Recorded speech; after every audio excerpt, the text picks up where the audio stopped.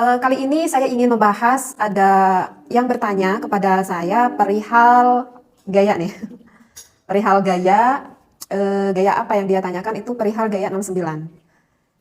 Dia bertanya apakah hal itu diperbolehkan di dalam fikih ataupun diharamkan.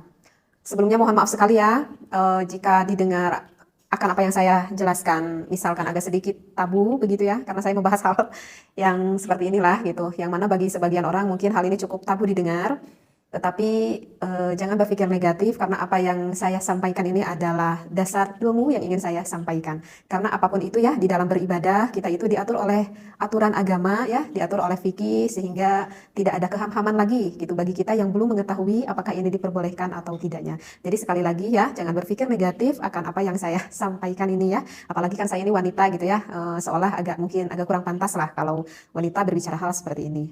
Nah, jadi ada yang bertanya sekali lagi kepada saya, apakah diperbolehkan di dalam Islam jika suami istri itu melakukan hubungan seksualitas dengan menggunakan gaya 69? Jika yang udah berumah tangga lama mungkin udah pada paham ya, apa itu gaya 69. Tapi jika ada yang belum paham, misalkan ada yang belum paham, gaya 69 itu gimana sih gitu. Misalkan yang baru nikah gitu yang belum paham. Jadi gaya 69 itu adalah posisi sang suaminya di bawah tuh biasanya bahwa suaminya di bawah dan posisi sang istrinya itu di atas. Tapi tidak seperti itu juga sih terkadang. Jadi intinya dari gaya 69 itu adalah apakah boleh sang suami itu maaf-maaf sampai menjilati ataupun menghisap klitoris sang istrinya, dan ketika melakukan hubungan itu sebaliknya sang istri pun maaf sekali ya dengan bahasa yang saya sampaikan sampai mengulum apa itu Mr. P suaminya. Nah, itu adalah yang dikatakan dengan gaya 69. Jadi saling saling mencium, saling menghisap, saling menjilat di area vitalnya lah istilahnya seperti itu. Nah, apakah itu diperbolehkan atau diharamkan? Saya di sini berbicara tentang ilmu fikih, bukan ilmu akhlaknya ya. Sekali lagi saya tekankan, saya di sini adalah menjawab dari ulama fikih, bukan menurut perihal ilmu akhlaknya seperti itu. Nah, kalau di dalam ilmu fikih itu banyak ya sebetulnya saya temui di dalam beberapa kitab seperti itu, yang mana jumhurul ulama itu mayoritasnya membolehkan seperti itu. Dalil Al-Qur'annya kenapa dibolehkan tertera ada di dalam surat Al-Baqarah ya pada ayat 223. A'udzubillahi minasyaitonirrajim. Nisa'ukum harful lakum fa'tu harfakum anna syi'tum. Wallahu a'lam bil muradi. Jadi kan di lafaz itu dikatakan nisa'ukum. Nah, gitu kan. Wanita ataupun istri kamu itu adalah harful lakum, adalah sawah ladang bagimu. Artinya sawah ladang suami. Fa'tu, maka datangilah gitu ya.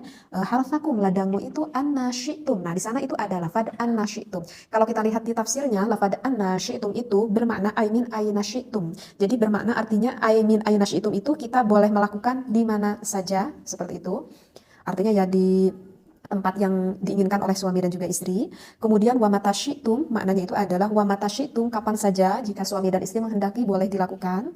Kemudian kaifa syi'tum, dan nah ini kaifa syi'tum, bagaimana saja sesuai kehendak yang kalian sukai, artinya sesuai kehendak yang disukai oleh istri dan juga suami kamu. Jadi ini yang salah satu dasar referensi ayat Al-Qur'an yang mana membolehkan kita melakukan gaya 69 itu. Karena tidak ada larangan di sana. In kana dzalika min simamin wahidin, jika ada dari lubang yang satu. Nah, di sini ada penekanan yang jelas asal masuknya itu ke lubang yang satu, yaitu ke lubang vagina sang istri. Nah, jadi dalil Al-Quran ini yang menunjukkan bahwa suami boleh bersenang-senang dengan istrinya dengan gaya apapun selama suami dan istrinya itu saling suka, saling meridhoi, tidak ada keterpaksaan antara suami dan juga istri. Nah, itu yang perlu digarisbawahi.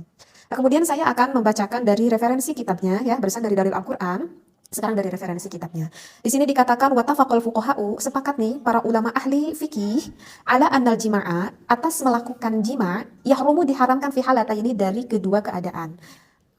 Ada dua hal yang gak boleh dilakukan berhubungan intim, itu adalah fid duburi, jika suami memasukkan ke lubang belakang ataupun lubang duburnya, wafil haidi, ataupun memasukkan milik suami kepada istrinya ketika istrinya itu sedang berada di dalam keadaan haid. Nah, itu juga yang diharamkan ya, udah jumhurul ulama, itu udah sepakat seluruh ulama. Wa amma masiwahuma, wa amma, dan adapun sesuatu masiwahuma selain dari keadaan dua tadi, yaitu yang dubur dan juga haid, faqad ikhtalafu fihi, maka sesungguhnya itu berbeda pendapat ulama. Nah, oleh karena itu kan saya katakan ini adalah menurut pandangan ilmu fikih, bukan menurut pandangan ilmu akhlak. Faqad qala Asy-Syaikh Zainuddin bin Abdul Aziz Al-Malibari fi Fathul Mu'in, berkata Asy-Syaikh Zainuddin bin Abdul Aziz Al-Malibari di dalam kitab Fathul Mu'in. Di sana kalau para santri ini udah populer kitab Fathul Mu'in ya. Jadi itu kitab fikih yang banyak sekali dipelajari di pesantren-pesantren. Nah, bagi yang pernah ngaji kitab Fathul Mu'in, di sana kita akan menemui faslun fil kafaah ya. Di sana kita akan menemui faslun fil kafaah, bisa dibuka lagi referensi kitabnya. Kemudian kita lihat agak ke bawahnya itu ada tatimatun ya. Ada tatimatun, di sini ada pembahasan yang mengatakan seperti ini. Jadi di dalam tatimatun itu yang membahas fi bayani ba'di adabin nikah ya, di dalam menjelaskan sebagian adab-adaban tentang nikah. Nah, ada yang dikatakan oleh Syekh Zainuddin, referensinya seperti ini. Ya juzu diperbolehkan li zauji bagi suami kullu tamattu'in. Boleh sang suami bersenang-senang, ya. Boleh suami bersenang-senang minha dari istrinya. Bima siwahal qati duburiha, selain ataupun kecuali dengan sesuatu yang berada di lubang duburnya, lubang dubur sang istri, dari lubang belakang. Nah, itu nggak boleh.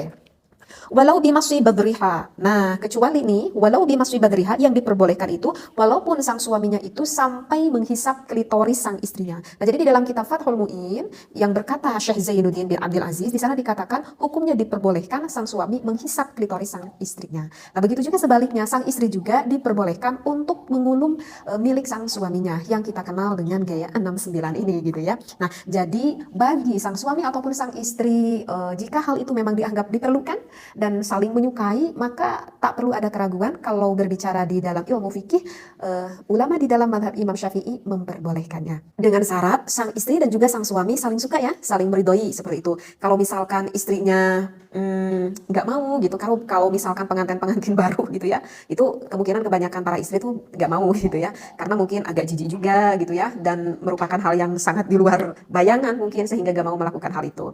Nah, tetapi kalau misalkan dengan berjalannya waktu dengan sedikit suami merayu-merayu begitu ya, kebanyakan sih wanita tidak akan merasa keberatan sih seperti itu. Wallahu a'lam wa billahi taufiq wal hidayah. Wassalamualaikum warahmatullahi wabarakatuh.